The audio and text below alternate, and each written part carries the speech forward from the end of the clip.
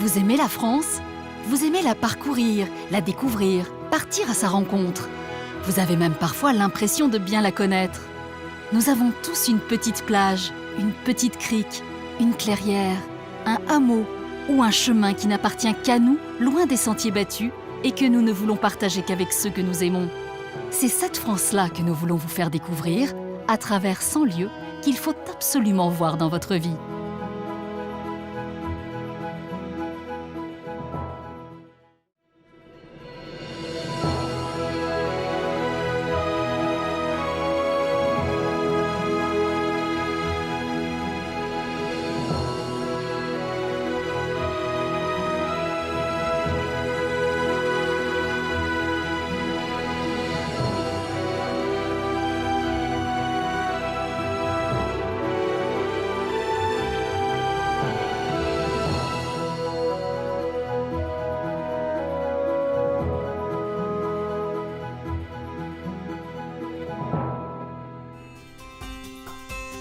Des contreforts sud du Massif central à la mer Méditerranée, en passant par les espaces de Garrigues et la basse plaine du Languedoc viticole, c'est le département de l'Hérault que nous vous emmenons découvrir aujourd'hui.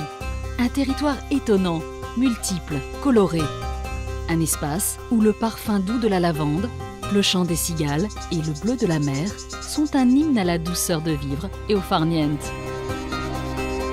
Vous remonterez donc le temps le long des ruelles sinueuses de Saint-Guilhem-le-Désert, une cité médiévale où l'enchevêtrement des bâtisses en pierre blonde raconte les plus belles heures de l'architecture romane. Ce jeu d'ombre et lumière, c'est beau, c'est toujours changeant. C'est assez magique.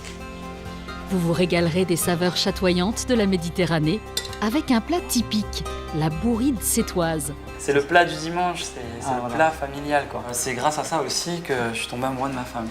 Et vous découvrirez un Éden de fleurs odorantes et de plantes exotiques à Servian, dans l'incroyable jardin de Saint-Adrien. Ça c'est ton rêve d'enfant, hein, Daniel? Rêve d'enfant se réaliser. Ces trésors, vous allez les découvrir avec des hommes et des femmes pour qui ce patrimoine rime avec amour, engagement et passion.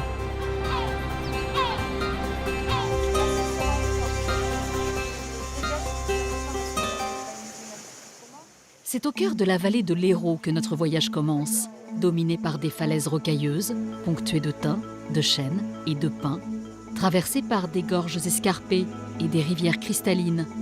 La vallée de l'Hérault abrite aussi en son sein quelques-uns des plus beaux villages de France, comme ici à Saint-Guilhem-le-Désert, une cité légendaire qui s'étire le long du ruisseau Verdus depuis près de 12 siècles. Aude Listel est une enfant du pays. Amoureuse folle de son village natal, elle nous en livre l'histoire et les mystères le temps d'une balade avec son ami Jacques Prouget. Salut bonjour Jacques, ça va? Eh bien écoute, encore une fois, je me lasse pas de ce spectacle. Cette beauté, cette lumière, c'est incroyable. Hein, je suis d'accord avec toi, c'est vraiment le plus joli point de vue que l'on ait sur le village. Ce jeu d'ombre et lumière, c'est beau, c'est toujours changeant. On a la tranquillité, la beauté, on a la lumière, c'est assez magique. Une magie faite de petits chemins et de ruelles pavées qu'Aude-Lise et Jacques traversent sous le soleil blanc du midi jusqu'à la rue principale du village. Nous y voilà, au cœur de ce village, dans cette rue principale. C'est vrai que pour moi, le charme de ce village, c'est vraiment le fait qu'il soit tout en longueur. C'est un village-rue avec ses façades caractéristiques du XIe siècle. On retrouve d'ailleurs les éléments de décoration de les dents d'engrenage et puis des fenêtres médiévales que l'on appelle fenêtres géminées. Voilà, c'est tout le charme du lieu est ici. Parfaitement conservées, ces petites maisons médiévales, délicatement entrelacées les unes aux autres, nous invitent à rêver aux temps anciens de la création du village par Guillaume d'Orange en 804. Tout commence alors avec l'abbaye de Gélone, un joyau architectural au contour sobre et massif. Alors tu vois, moi ce que j'aime particulièrement et ce qui je trouve donne beaucoup d'élégance à cet édifice, ce sont les arcatures lombardes. Elles marchent par série de 3. Ouais. Voilà, tu vois, il y a 3 petites arcatures chaque fois qui sont séparées par une bande de pierre que l'on appelle les aines. Alors évidemment, ça soutient le bâtiment, mais C'est un décor qui est... Ouais, moi, je trouve ça donne du Ah non, rythme mais c'est une élégance et c'est très, très supplémentaire. joli. Ça, c'est vraiment Ça va. caractéristique de l'architecture romane languedocienne. Classée au patrimoine mondial de l'UNESCO, cette abbaye s'impose par la rondeur de ses lignes et la simplicité de ses reliefs. Une élégance sans phare ni fioriture que l'on retrouve également à l'intérieur de l'église. Ah, tu vois, là, ça y est, nous sommes à l'intérieur. Tu as vu la sobriété qui se dégage de cette construction, qui est très, très haute. Hein. La voûte en berceau culmine à 18 mètres de hauteur. C'est impressionnant quand même. Oui. Très impressionnant. Et qu'est-ce que tu penses de la lumière? Mais quand on arrive, on a cette obscurité et puis on a cette lumière aussi qui est l'ambiance. Et tu sais pourquoi? Non. Parce qu'on a 3 ouvertures ici au-dessus du cœur. oui. Pour la petite histoire, les 2 ouvertures rondes que tu peux voir symbolisent le soleil et la lune. Et au centre, nous avons une croix de lumière qui symbolise le salut et la vie éternelle. Et ces 3 ouvertures, c'est vrai, sont une chance parce qu'elles éclairent véritablement cet édifice. Allez. Alors tu vois, là, nous sommes devant la relique de la croix du Christ. La vraie. La vraie. Et depuis un peu plus de 1200 ans, eh bien, cette relique assure le rayonnement spirituel de ce lieu. Elle est d'ailleurs l'objet d'une dévotion encore très très importante. Et depuis le Moyen-Âge, des pèlerins sont toujours très nombreux à venir la vénérer. Sur le chemin du retour, Audelise attire l'attention de Jacques sur une drôle de plante que les habitants de Saint-Guilhem accrochent à leur porte depuis des siècles. Regarde, là face à nous, la cardabelle. Voilà, le baromètre du berger. Exactement. Alors cette fleur que l'on trouve sur le plateau du Larzac et qui est une espèce protégée, s'accroche sur nos portes pour nous donner le temps qu'il fait. C'est-à-dire que le cœur de la gardabelle s'ouvre quand il fait beau et lorsqu'il y a de l'humidité dans l'air, le cœur se referme. Sensible à l'hydrométrie. C'est ça. Cerné de collines, blotti au cœur des gorges de l'Hérault, Saint-Guilhem-le-Désert est aussi une étape emblématique sur le chemin de Saint-Jacques-de-Compostelle. Notre balade se poursuit 4 km plus loin, de l'autre côté du millénaire pont du Diable. Audelise nous emmène à la découverte de Saint-Jean-de-Fosse, un village médiéval construit en circulade, connu depuis près de 600 ans pour sa tradition potière. Dans son atelier, Claude Destan reproduit avec adresse et minutie les gestes de ses ancêtres. Bonjour Claude. Bonjour. Bon, je suis heureuse de vous rencontrer aujourd'hui. Vous êtes une vraie institution ici à Saint-Jean-de-Fosse. Ah, C'est ma beau. foi. Qu'est-ce qui explique qu'à Saint-Jean-de-Fosse, plus particulièrement, on a été potier? Ici, ce qui s'est passé, c'est qu'il y avait une argile dans le sous-sol qui était de très bonne qualité. La ressource était là, donc. Voilà. Et qu'est-ce qu'on produisait? Alors, c'était une poterie populaire. Il faisait des pavés pour les sols, des briques pour les murs, de la vaisselle. Une poterie utilitaire que l'on retrouve un peu partout à Saint-Jean-de-Fosse, sous forme de tuiles sur les toitures, de plaques indiquant le nom des rues, et même en guise de gouttière.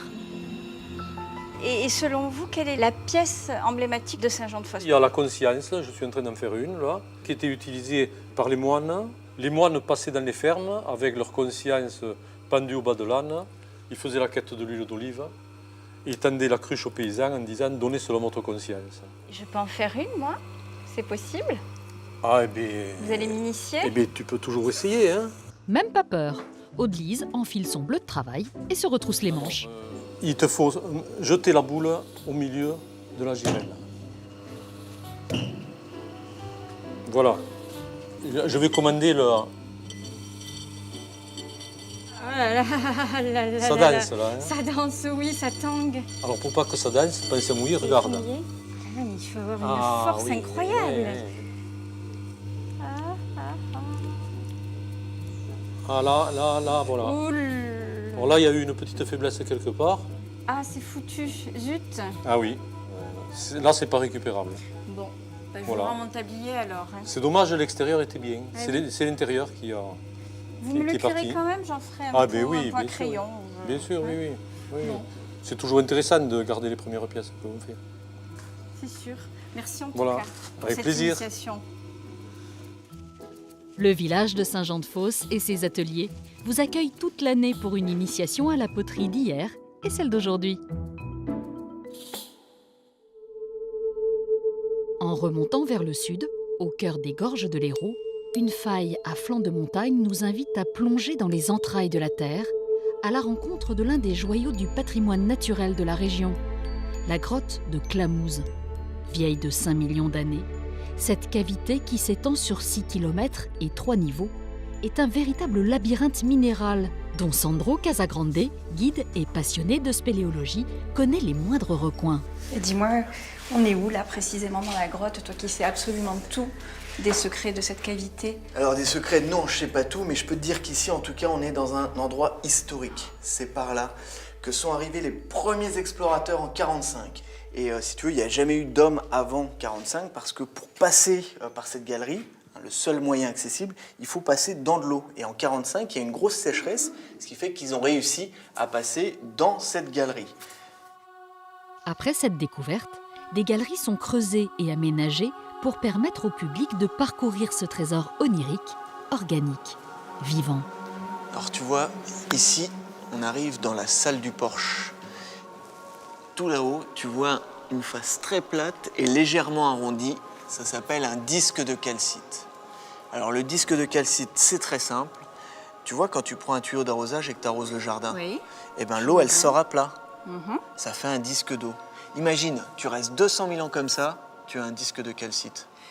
Alors ça veut dire que ce que je vois là a 200 000 ans. C'est une estimation. C'est une estimation. Si tu veux, pour calculer l'âge, on compte, mais c'est une très grosse moyenne, 1 cm pour 100 ans. Mais il y a une chose qui est vraiment très très belle. Regarde là-haut. Oui. Et ça te fait penser à quoi? Spontanément, je te dirais un orgue. Exactement. On appelle ça un buffet d'orgue. Alors un buffet d'orgue, c'est un ensemble de stalactites, tu vois au milieu, un peu comme des draps qui pendent, ça s'appelle des draperies, et de chaque côté des colonnes. Quand tout est réuni sur un seul emblème, on appelle ça un buffet d'orgue. C'est impressionnant. Façonné par 300 000 ans d'un écoulement tranquille et constant de l'eau, ce buffet d'orgue, mis en valeur par un jeu de lumière colorée, fascine par la multitude de ses drapés et la délicatesse de ses contours. Sur les 900 mètres de parcours ouverts à la visite, la grotte de Clamouze offre une diversité de concrétions qui font de son paysage souterrain l'un des plus beaux d'Europe. Aude-Lise et Sandro pénètrent à présent dans l'une des pièces maîtresses de la grotte, le couloir blanc. C'est dingue, ça ressemble véritablement à des fleurs. Ah ben, tu es en plein dedans, puisqu'on appelle ça des bouquets d'aragonite, D'accord. tellement c'est dense et condensé. Pourquoi on les appelle aragonites? Eh bien, c'est très simple. La première fois qu'elles ont été, entre guillemets, étudiées et aperçues, c'était dans la province d'Aragon. En Espagne? Exactement, D'accord. donc Aragon, aragonite. C'est incroyable, c'est d'une blancheur immaculée. Aragonite, cristaux de calcite, fistuleuses et excentriques se tortillent de toutes parts sur les parois de la grotte. Figées par le temps, pétrifiées sur la roche, ces concrétions offrent un spectacle féerique et captivant. Un sentiment d'être un petit grain de sable dans cette immensité. Et puis tout ça à l'intérieur d'une montagne, face à des centaines de milliers d'années, ta vie n'est pas grand-chose, quoi. Je trouve fascinant ce que la nature arrive à faire, ces gouttes d'eau qui patiemment, comme ça, se déposent et créent des œuvres d'art. La grotte de Clamouze est un territoire exceptionnel, lyrique et troublant, que vous pouvez vous aussi découvrir, escorté par Sandro et toute son équipe de guides. Aude-Lise tient à présent à nous faire découvrir l'incontournable goûter de son enfance, l'oreillette. Une douceur aux accents du Sud qui sent bon l'orange et le sucre chaud. Et c'est avec son amie Cécile Coucou Cécile, ça Ça va? qu'elle se replonge dans ses souvenirs de petite fille. C'est la recette de qui ça? Et de ma grand-mère. Alors qu'est-ce qu'il nous faut? De la farine, Du sucre, un petit peu de beurre. du beurre, le rhum et la fleur Ouais, d'oranger. bien sûr. Sans oublier le zeste d'orange pour parfumer le tout. Après avoir réuni les ingrédients de la pâte à beignet dans un grand saladier, les choses sérieuses peuvent commencer. J'adore ça. Il faut y aller, franchement. On faisait ça avec ma grand-mère pour les vendre à l'occasion de la foire de Gignac C'est vrai? pour la paroisse. Alors moi, généralement, j'arrivais le samedi chez ma grand-mère, la pâte était prête. Oui. Et je n'assistais qu'à À l'étape l'étalage. étalage. Et c'était ma grande-tante qui était la spécialiste de l'étalage. Alors elle les étalait sur son genou. Elle mettait un chiffon sur ses genoux, elle était assise. Et puis elle les étalait d'abord au rouleau, et puis elle finissait d'étirer la pâte sur son genou. Et elles étaient d'une finesse extraordinaire. Les origines de l'oreillette remontent au XIVe siècle. Elles garnissent alors les tables des fêtes religieuses et familiales. Et pour qu'une oreillette soit parfaitement réussie, il est essentiel que sa pâte soit légère et croquante. Voilà, je crois que là, c'est pas si mal. Ouais, elle a l'air pas mal celle-là. Ok. Allez, tu la cuis? Mais ce n'est pas une mince affaire. J'ose pas la décoller. Pour faire cuire, il va falloir. Ben ouais, je sais bien.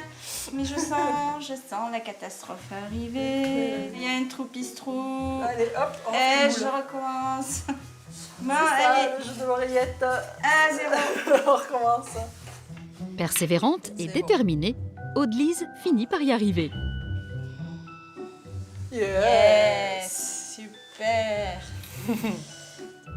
10 minutes de cuisson plus tard, Il y en a qui les aiment un peu blanches. Moi, Ah non, moi je les aime bien dorées. Voilà. il ne reste plus qu'à Allez. saupoudrer l'oreillette de sucre blanc avant de la déguster bien chaude. Et voilà, c'est prêt. Je t'en prie. Oh, j'y vais, je croque, hein, je peux pas résister. J'y vais. Fais-toi plaisir. Vas-y. Extra. Super parfumé. Tiens, ma bille, régale-toi. Cap à l'ouest de la vallée, à quelques kilomètres de la commune de Clermont-Lérault. Ici, une étendue d'eau azur, calme et limpide, compose un paysage lunaire, aride, fait de collines et de couleurs contrastées. Né de la construction d'un barrage en 1969, le lac du Salagou est une oasis de dépaysement qu'Aude-Lise nous invite à explorer en compagnie d'Emeric, moniteur de voile sur la base nautique du lac. Et bonjour. Bonjour. Tu vas bien? Mais oui, alors où Ouais. est-ce que tu m'emmènes? Alors moi je vais t'emmener faire un petit tour de dériveur sur le lac du Salagou. Chouette. Allez, j'embarque. Voilà, allez.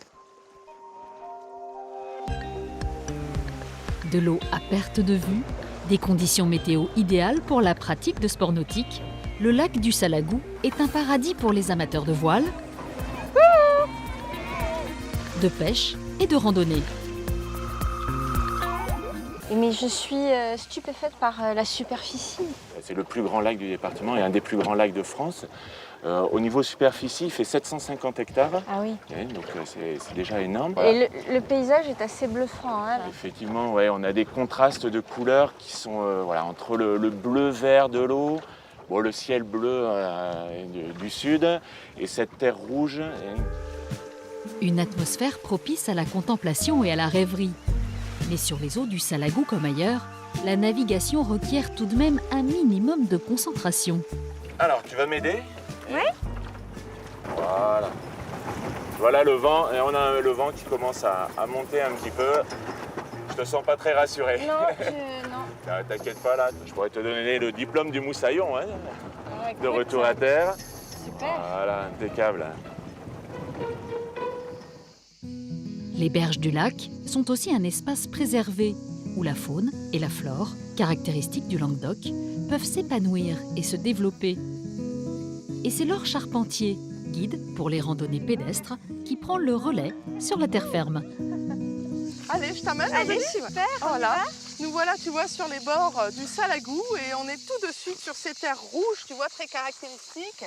Donc la ruffe, c'est cette roche en place. Et c'est vrai que ce rouge est très caractéristique, emblématique hein, de ce paysage Et oui, du oui, Salagou. oui, complètement. C'est l'oxyde de fer, tu vois, qui fait ces couleurs-là. Comme de la rouille, si tu veux, ça a rouillé, ça fait ces couleurs rouges. L'air doux du midi, le ronronnement des cigales et la fraîcheur de l'herbe donnent à cette balade des allures de vacances. Laure veille tout de même au caractère pédagogique de l'exploration. Ah bah tiens, regarde Aude-Lise, on a une très belle plante. Viens voir, regarde, je vais te faire sentir. C'est une menthe, mais elle est un petit peu particulière. Ah oui, puisqu'elle elle a un s'appelle parfum la extraordinaire. menthe pouillot. Pouillot. C'est de la menthe poivrée en fait. D'accord. Voilà. Et alors tu peux la mettre dans du taboulé, en faire des tisanes. Viens voir, regarde, j'entends une cigale. Avec un peu de chance, elle va rester sur l'arbre. Est-ce que tu la vois? Ah oui, oui, Elle est juste là. Alors, tu vois, on l'entend, c'est donc un mâle. Donc, en fait, ils vivent à l'état larvaire 4 à 5 ans sous terre. Alors, d'ailleurs, si on cherche un peu, tiens, ben regarde. Tu la vois, la larve? Ah oui, oui, Regarde. Alors ça, c'est la mue, c'est la peau de la cigale. Donc, une fois qu'elle sort de terre, la cigale va muer. C'est-à-dire, elle va sortir de sa vieille peau pour devenir une cigale. Les mâles n'ont alors plus que 2 mois pour attirer une femelle et se reproduire. Que ce soit en bateau, en planche à voile, à vélo ou simplement à pied, une multitude d'activités est proposée par la base nautique pour découvrir le lac du Salagou.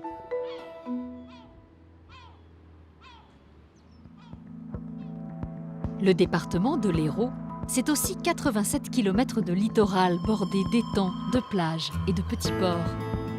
Ouverte sur la mer, traversée de canaux, la ville de Sète apparaît comme un mirage au loin. Créée par la volonté de Louis XIV en 1666, cette cité aux allures de Venise languedocienne est un îlot de beauté et de poésie.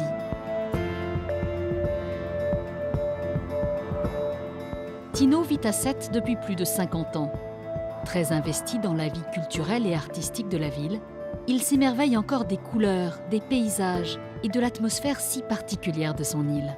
Et c'est à 175 mètres d'altitude, sur le mont Saint-Clair, qu'il retrouve Michel Ségura, un Sétois passionné par l'histoire de cette ville.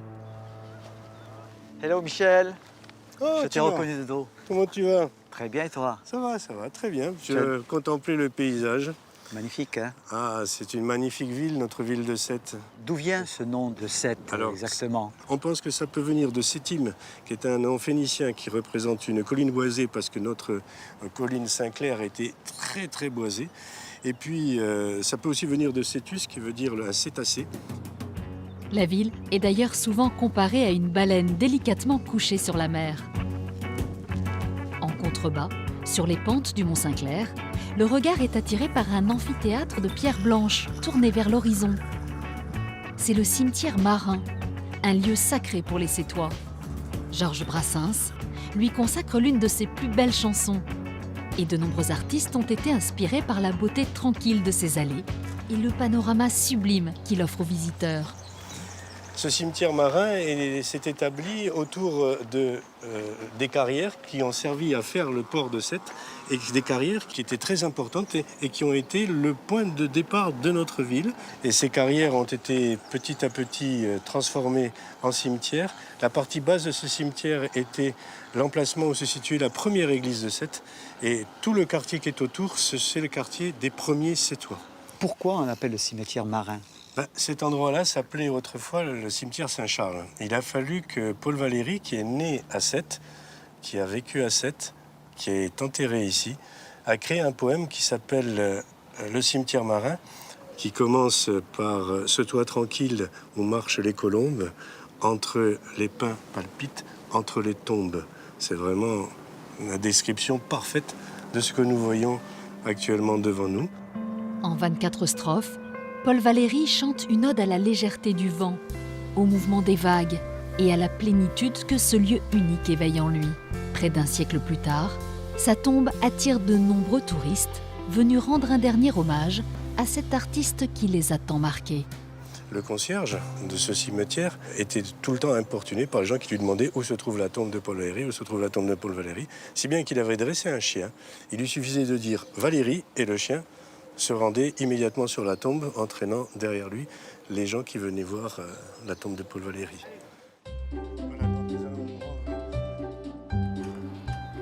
Très attachés à leur tradition, les Sétois cultivent depuis des siècles une ferveur passionnée pour les joutes nautiques. Oh Nadine, comment ça va? Et Aurélien aussi. Tino retrouve Aurélien Evangelisti, le champion de la ville, dans l'atelier de Nadine Ginou.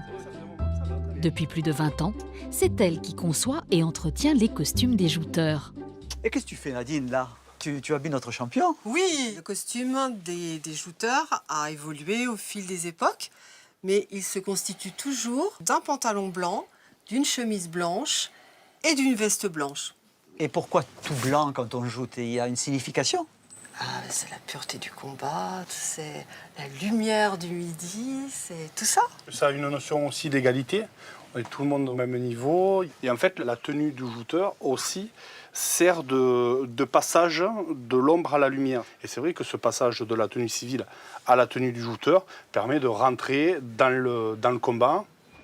Chaque année, à la fin du mois d'août, le canal royal et toute la ville de Sète se transforment donc en un terrain de bataille pour la fête de la Saint-Louis. Un événement incontournable, enjoué, festif. Mais avant de prétendre participer à ce grand combat, les jouteurs s'entraînent des mois durant sur la terre ferme. Aurélien propose à Tino un petit retour sur les bases. Allez, donc nous y sommes. Voilà les instruments de ton supplice. Oh là là, j'ai peur déjà. Donc il y a le chariot, les lances de joute et le pavois. Il faut que tu montes sur cette plateforme. Donc la jambe avant, il faut légèrement la plier. Voilà, le bras jusqu'à la poignée. Ça bien sous l'aisselle. Ouais. Et ensuite, tu viens le poser sur le genou. Ah, très et bien. là, tu comprends pourquoi il faut plier le genou. Oui. Oh, c'est bien lourd tout ça. Eh oui. Oh là là. Il faut dire qu'entre les 10 kilos du pavois et les 2,80 m de la lance, mieux vaut être costaud et habile. Donc elle se cale bien sous l'aisselle. Oui. Et donc là, il faut bien garder la lance le plus droit possible. Ça va arriver, ça va faire comme ça. Oh là là, doucement. Oh. Voilà. Aurélien, doucement. Et oui, mais c'est comme ça que ça va se passer. Après, il faut... Bon, je vais essayer de résister. Hein. Résiste. Je vais résister. Bon, mais ça a l'air... J'essaye, hein. Ça a l'air bon. Mais écoute, maintenant, Voilà. on va le faire pour de vrai. Hein. Je pense que je vais devenir un champion. J'espère. Allez, on y va. Bon, on y va. Oh là là. On dirait Don Quichotte de la Manche. Oh, c'est une belle balade. Sète est une île bien singulière, ouverte sur la mer, gorgée de soleil, bercée par le chant des mouettes. Son identité est profondément méditerranéenne. Et s'il y a bien un sujet avec lequel on ne badine pas en Méditerranée, c'est la cuisine. Tino nous emmène à la rencontre de Sébastien Théron, chef cuisinier, pour la réalisation d'une recette ancestrale, la bourride à la sétoise. Le défi est grand pour Sébastien, mais en cuisine comme en amour, il faut laisser parler son cœur. Alors en fait, la première fois que je suis venu à Sète, c'est le plat que m'a fait ma belle-mère. Et ça a été mon premier plat vraiment sétois. Et c'est quelque chose qui me tient vraiment à cœur. Et c'est grâce à ça aussi que je suis tombé amoureux de ma femme. Ah, ça c'est quelque chose. Ça fait partie... Bien sûr. Plat du dimanche et des réunions familiales, la bourride sétoise est synonyme de plaisir et de convivialité. Pour réussir cette recette, il faut une belle baudroie, des carottes, des poireaux, des blettes, de l'ail nouveau et bien sûr de l'huile d'olive. C'est un courbouillon que tu fais. Voilà, en fait c'est un courbouillon. Et on va pocher et cuire tout notre poisson et cuire nos légumes dedans. Bien. Donc on va avoir une vraie concentration de saveur. Bien. L'ensemble sera lié à la fin avec un aioli. Voilà. Traditionnel. Traditionnel. Et la petite astuce du chef, Alors là on va faire un bouquet garni. Donc j'ai pris le verre de poireau, il y a du céleri, tu as une feuille de laurier et un petit peu de thym. Donc après on referme l'ensemble. Je vais venir attacher le tout. Ça va nous donner vraiment un goût à notre bouillon, ça va être une base aromatique. D'accord. le bouquet garni, les légumes et la tête de baudroie vont donc mijoter pendant 20 minutes dans une marmite. Puis, on dresse le tout dans une belle assiette creuse. Donc là, je fais mon dressage, mes petits légumes. C'est de l'art, hein? Dessus, je viens reposer un petit peu le poisson, notre laitue et notre sauce, sans oublier un tout petit peu de zeste d'orange. Et pourquoi de l'orange? Alors en fait, l'orange, parce que ma belle-mère en mettait dans sa recette. Après cette petite touche personnelle, l'appel des papilles ne peut plus attendre. À table. Allez. Alors, j'ai respecté la tradition. Très bon, Tout va bien. Sébastien. Bravo, très bon. Tino reprend la route vers l'est, à 40 km de Sète, dans la région montpelliéraine. C'est ici, au cœur des vignes, que se sont développées au XVIIIe siècle d'élégantes demeures secondaires aux allures de château. Conçus par des architectes locaux pour l'aristocratie de robe et les grands bourgeois, ces bâtisses, joliment nommées folies, sont un incontournable du patrimoine architectural de la région. Tino nous escorte au château de Flaugergues, une folie qui appartient à la famille d'Henri de Colbert depuis 350 ans. Flaugergues, la plus ancienne des folies, elle a été aménagée à partir de 1696, on est encore au XVIIe, donc elle est un peu plus rustique que les folies plus classiques. Mais pourquoi folie Folie, c'est lié au mot folia, c'est-à-dire les feuilles, que c'est la maison au milieu des feuillages, en complément ou en différence de la maison qu'on a en ville, au milieu de la pierre de la ville. Il n'y a pas de folie sans vigne, sans champs, sans oliviers, sans tout un tas de choses qui sont liées à la nature.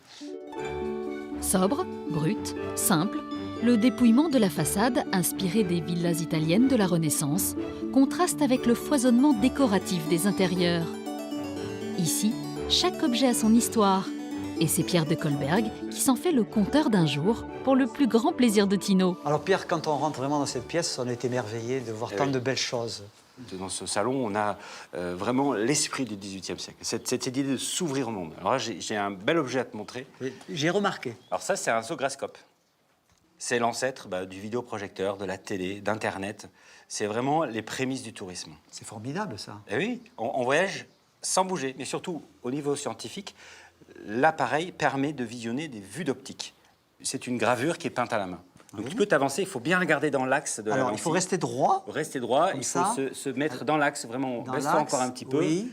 Oh, mais c'est magnifique. On dirait que je suis vraiment dans le paysage. C'est tout l'esprit du zograscope, hein, qui a été pensé par Léonard de Vinci. Et toutes les vues d'optique qui existaient, qui étaient dans les salons, qui pouvaient être dans la rue, cet appareil permettait de les visionner. Dans la bibliothèque, une collection de 70 vues d'optique parfaitement conservées tapisse les murs de destinations romantiques et lointaines. Ce cabinet de curiosités, aux allures de boudoir, abrite aussi une série de livres anciens qui témoignent de l'esprit de découverte propre au siècle des Lumières. C'est un livre sur les oiseaux-mouches. Alors je vais faire attention, je devrais normalement porter des gants, tu vois. Oui. Mais ici, on a des gravures qui sont peintes à la main. Ouais. Et ce qui est extraordinaire, c'est que c'est une époque où on maîtrisait déjà l'impression en couleur, mais que volontairement, dans l'esprit artistique, on a continué à travailler donc tout au pinceau. Un pur produit du XVIIIe siècle, un travail scientifique extraordinaire, parce qu'on a répertorié des oiseaux-mouches. À l'époque, il fallait y aller, au fin fond de l'Amazonie et dans toutes ces contrées lointaines. Mais surtout, il y a un travail artistique extraordinaire. L'artisanat aussi. Voilà. C'est vraiment un lieu de culture ici. C'est un lieu de culture, oui. Pas question de quitter le château de Flaugergues sans se laisser aller à la flânerie le long de son jardin à la française et de son parc paysager, où vous serez séduit par un méli-mélo joyeux de couleurs, de formes et de senteurs.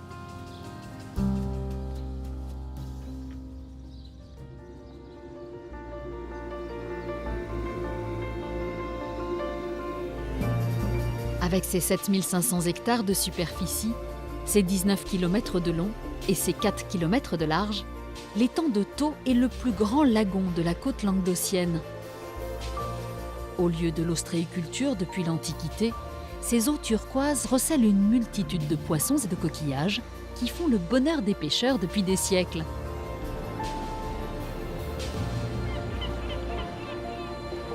Et c'est à la tombée de la nuit, aux dernières lueurs orangées du soleil, que Tino retrouve Robert Rumeau pour une expédition pêche très particulière.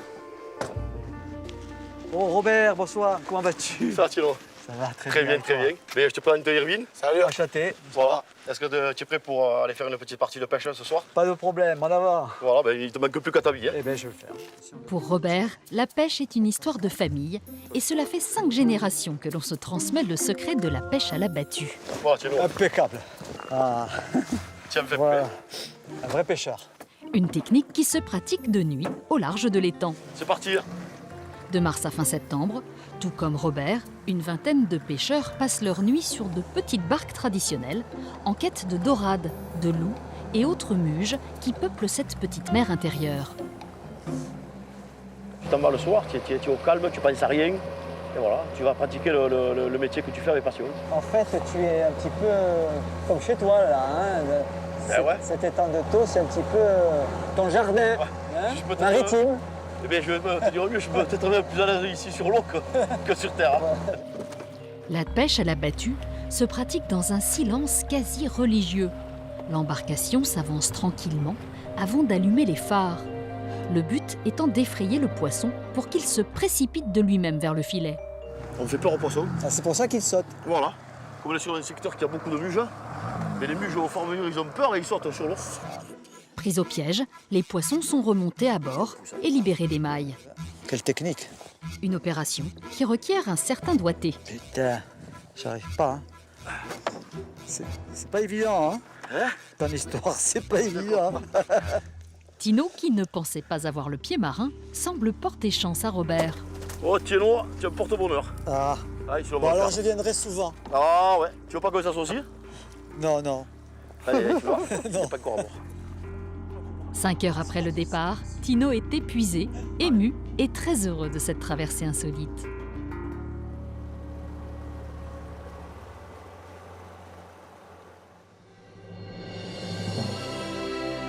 C'est à l'ouest de l'Hérault, au cœur des plaines viticoles, que notre voyage se poursuit.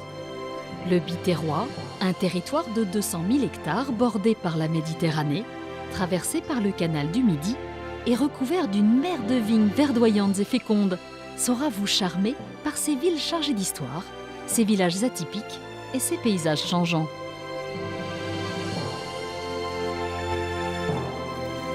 Michel Cross, vigneron créatif et passionné, nous guide sur les terres de ses ancêtres avec une première escale sur les hauteurs de Béziers, à la cathédrale Saint-Nazaire, un joyau de l'architecture gothique installé sur un promontoire rocheux dominant la ville dont elle est le symbole. Jean Lose, féru d'histoire, incollable sur celle de Béziers, nous ouvre les portes de cette cathédrale mythique. Oh Michel! Bonjour Jean. Bonjour, comment vas-tu? Ça va très bien. T'as quitté tes vignes? Oui, j'ai quitté les vignes. Ah, tu viens visiter cette belle cathédrale de oui, je viens Béziers. la visiter, hein. Je vais te faire voir tous ces mystères. Viens, on y va. Avec plaisir. Bâtie à l'emplacement d'un ancien temple romain, détruite en 1209 lors du siège de Béziers par les croisés, la cathédrale est progressivement reconstruite jusqu'au XVe siècle, adoptant une silhouette massive. Alors Jean, dis-moi, quelle est la particularité de cette cathédrale? C'est vraiment la fierté de toutes les Biterroises et de tous les Biterrois. C'est une cathédrale à nef unique. C'est ce qu'on appelle du gothique méridional, c'est-à-dire une seule nef très large. On retrouve ça à Carcassonne, à Montpellier, dans tout le sud de la France en fait. Voilà. Avec ses 50 mètres de long, ses 23 mètres de haut et sa nef de 14 mètres de large, cet édifice est le plus grand monument gothique de la ville. La netteté de ses lignes, l'élégance de ses vitraux et le foisonnement de ses décors baroques en font un ouvrage remarquable de beauté. C'est magnifique, hein, une partie beaucoup plus exubérante que ce qu'on a pu voir sur le reste de la cathédrale. Ces vitraux qui amènent cette lumière, mais c'est magnifique. Au fur et à mesure qu'on se rapproche du centre, on a ces colonnes en marbre qui sont décollées du mur pour donner cette impression de relief. Tu vois, ces marches-là, monte sur la première, vas-y. Là, tu es sur l'espérance. Encore une, vas-y. Là, tu es sur la foi. Encore. Là, tu es sur la charité.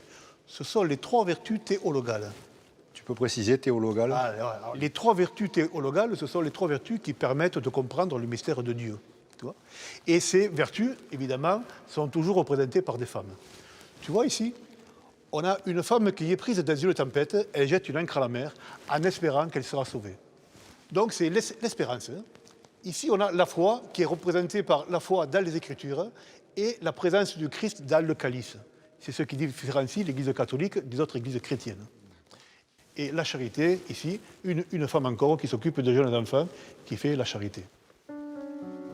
Avant de quitter la cathédrale, Jean invite Michel à affronter les 165 marches de la tour-clocher pour découvrir une vue unique sur la ville de Béziers.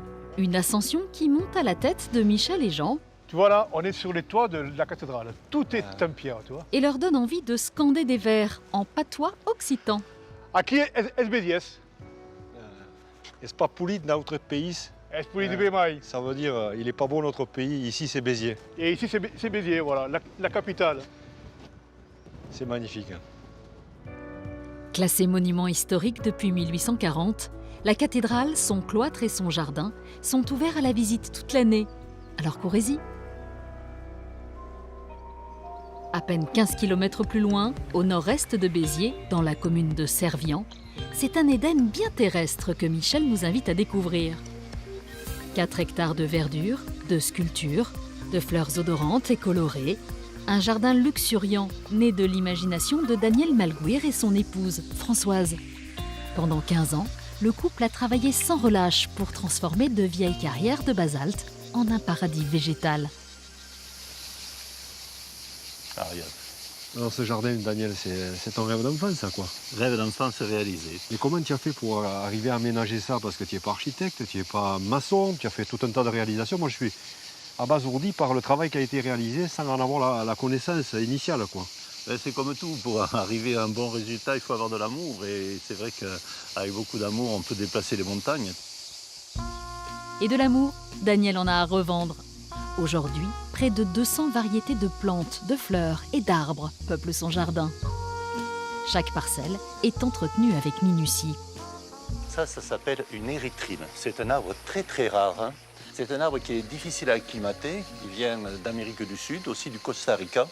Et dans notre région, il y en a très très peu. Je crois qu'il y en a 3 ou 4 grand maximum. Et ça s'appelle aussi la crête de coq. Crête de coq parce que tu vois, chaque hampe va porter ces magnifiques couleurs. Et tu as chaque fois la fleur qui ressemble à une crête de coq. C'est très très joli. De toutes parts, le jardin de Saint-Adrien pullule de rareté, comme cet olivier vieux de 500 ans, ou encore ces lotus, fleurs aquatiques pures et délicates. Ah mais tiens, regarde, je vais te présenter une fleur parmi les fleurs. Superbe. Françoise, on a de la visite. Ah, coucou Michel, comment Salut ça Françoise, va? comment vas-tu? Bien, eh bien écoute, tu tombes à pic, j'ai Voilà. besoin d'aide. C'est pas Je t'ai vrai. préparé des cuissardes, tu vas les enfiler et venir me Mais rejoindre. tu préfères pas que ce soit Daniel qui se mette à la tâche, non? Non, il a l'habitude. En plus, je vais t'apprendre plein de trucs sur le lotus. Allez. Ok. Le lotus, il a les racines dans la vase, dans les eaux un peu sombres des étangs. Et après, émerge de là cette magnifique fleur. Ce lotus là, c'est quoi? C'est une symbolique, je crois. Ah oui, ça a plein de symboliques. C'est la fertilité, la prospérité, la sagesse. En Chine, c'est pour le couple, la fidélité dans le couple. On offre un lotus pour que l'homme et la femme soient bien fidèles toute leur vie. Voilà. Et donc, c'est la seule fleur aussi qui fait en même temps épanouir ses pétales et ses graines. Ici au centre, tu vois, c'est la partie où va se développer les graines. D'accord. Et les graines, on les mange un peu comme des cacahuètes grillées. Donc tout est comestible. Tout est comestible. Le rhizome peut être frit, peut être mangé cru. Les jeunes feuilles peuvent se manger en légumes. Les pétales servent à la décoration des assiettes. Au jardin de Saint-Adrien, le temps semble suspendu. L'air plus frais, plus léger. L'herbe y est certainement plus verte qu'ailleurs, grâce à 4 plans d'eau qui ponctuent cet espace tranquille et paisible. C'est quoi cette jeune femme là, endormie, allongée? Ah, mais tu sais, quand on parle du jardin de Saint-Adrien, c'est un peu l'endroit emblématique. Ça représente toute la sérénité, le côté doux qu'on vient chercher dans un jardin. Voilà, c'est une jeune fille endormie. Ça va être un effet de miroir. Quand le soleil arrive sur elle, elle se met à briller. Elle est en reflet dans l'eau. Et ça donne ce côté zen, le côté un peu asiatique, tu sais, le Bouddha couché. Voilà. Comment tu as pu arriver à réaliser ça? Comment tu as taillé là? Comment tu l'as mise en forme? Tu vois, je l'ai fait avec mon fils. On a mis 3 mois pour faire cet ensemble-là. Et il y avait une énorme pierre. Cette pierre me donnait toujours l'impression d'une forme humaine. Et dans mon imagination, je pensais que c'était une jeune fille endormie au bord de l'eau. On sent que tu as de la lumière dans le regard. Hein. Ah, Elle est très bronzée, elle est toute ondulée, elle est magnifique. Oui, il y a une belle lumière. pour te dire un secret, mais alors tu ne le répètes pas, en fait, j'avais besoin de modèles. Et je demandais à Aurélie, ma fille, et j'ai dit, écoute, tu te mets sur la table de la cuisine, tu prends la position que je lui avais indiquée. Et quand tout a été fini, elle me dit quand même, papa, il me semble pour les hanches, t'as un peu quiché. Hein, quand même. Une silhouette tout en courbe et en rondeur enjôleuse. Vous l'aurez compris, le jardin de Saint-Adrien est une invitation au voyage et au dépaysement à ne surtout pas manquer. Michel poursuit sa visite sur les hauteurs de Servian en compagnie de Jean-Claude Canac, apiculteur dans la région depuis plus de 20 ans. Oh, salut Jean-Claude. Bonjour. Comment vas-tu? C'est la fumée là, j'ai eu un peu peur, j'ai vu qu'il y a quelqu'un qui a mis le feu à la prairie. Salut. Comment vas-tu? Ça va bien. Dis-moi, qu'est-ce que c'est cet engin là? C'est de la fumée d'aiguille de pin, c'est un enfumoir. Ah d'accord. Pour manipuler les abeilles, c'est utile pour essayer de calmer tout le monde. Tu peux m'emmener les voir un petit peu tes abeilles là aujourd'hui, c'est possible? Très bien, mais bon, tu as une appréhension? Mais j'ai pas une appréhension particulière, mais bon, une petite protection peut-être serait utile. Ah, très bien. Mais avant d'aller titiller les abeilles, mieux vaut s'équiper d'une petite protection anti-piqûre. Dis-moi, elles te connaissent les abeilles, parce que c'est un équipement sommaire quand même là, je trouve. Ce sont des abeilles douces. Génétiquement, depuis quelques années, on essaie de travailler avec des abeilles qui ne piquent pas trop. C'est-à-dire douces, qu'elles ne piquent pas beaucoup? Très peu. D'accord, ça c'est formidable. Du thym, du romarin, des châtaignes et de la lavande, les abeilles de Jean-Claude disposent d'un large panel de nectar à butiner pour produire un miel aux multiples parfums et à la saveur unique. Bon, ben tu vois, on va prendre un peu de miel qu'il y a dans la ruche, 1 ou 2 cadres. C'est la maison des abeilles, ça, quoi. Tout à fait. D'accord. Donc le bas de la ruche ici, là, c'est ici que la reine le pond, elle entretient sa population. Okay. Et le haut, la partie grise, c'est le grenier. Et puis après, on peut ouvrir la ruche. Donc ici, c'est le toit de la maison, le toit de l'habitat. Alors tu vois, il faut toujours enfumer un peu devant pour dire c'est bon, on arrive. Ça les prépare en fait. Voilà. Sur ce terrain, Jean-Claude bichonne une cinquantaine de ruches, chacune peuplée par près de 10 000 abeilles. Ici, le cadre permet de fixer la cire, le cadre en bois. D'accord. Tu vois, et dans la cire, les abeilles bâtissent les alvéoles et logent le pollen. On voit le pollen ici, là. Ça facilite la manipulation. C'est dans les alvéoles qu'elles vont poser le miel en fait, quoi. Voilà, le miel et le pollen. Tu vois ici, il y a du miel, hein. Tu le vois. Oui, oui. Oh là, ça bouge. Soupèse-le, le cadre, si tu veux. Là, ça bouge pas mal, là. Hein. Ah ouais, c'est lourd, ça, quand même. Donc, je vais prendre la balayette. D'accord. Et je vais doucement faire glisser les abeilles. En moyenne, une ruche produit une vingtaine de kilos de miel par an. Et là, je prends les cadres de miel et je remplace par des vides. Ah d'accord, carrément, tu changes le support. Voilà. Allez, on y va. Une opération que Jean-Claude répète quotidiennement entre le début du printemps et la fin de l'été, pour prélever progressivement le miel de ses ruches. Bon. Après l'effort, le réconfort. Tu me le fais goûter ton miel maintenant? Avec plaisir, Michel. Voilà. Donc c'est un miel de mauve, hein, regarde. Vas-y, allez, régale-toi. C'est assez tannique. Hein. Délicieux. C'est vrai hyper bon. Hyper bon. Ça valait la peine d'attendre. Hein. Il me semble que je n'ai pas assez goûté. Oh, tu vas pas me massacrer le cas. Et c'est avec un petit goût de sucre sur les lèvres que Michel reprend la route en direction de Pézenas. Classée ville d'art depuis 1950, la ville de Pézenas, ses petites ruelles pavées, ses hôtels particuliers et son carnaval peuplé d'animaux totémiques et de tambours est une escale incontournable du Biterrois.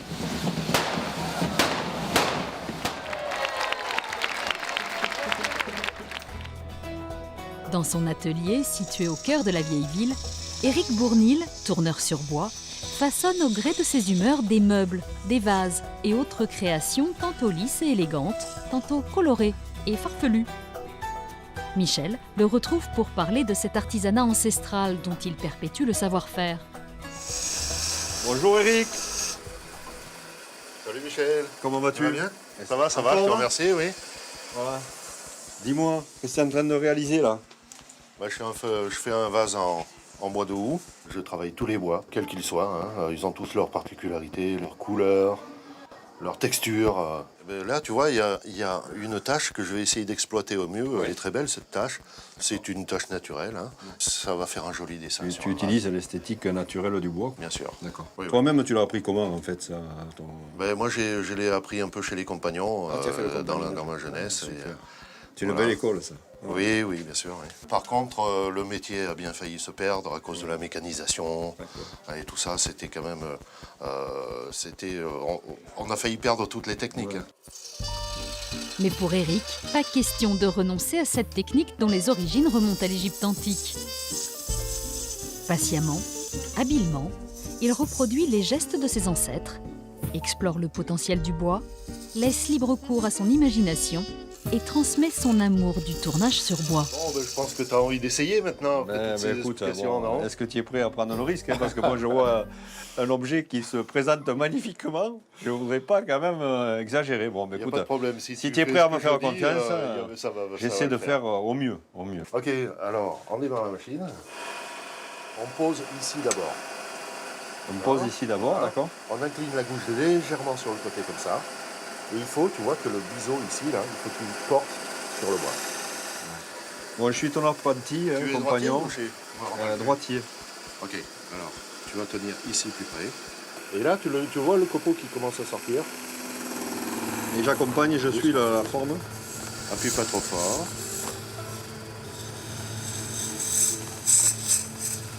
Il faut que le mouvement soit bien fluide.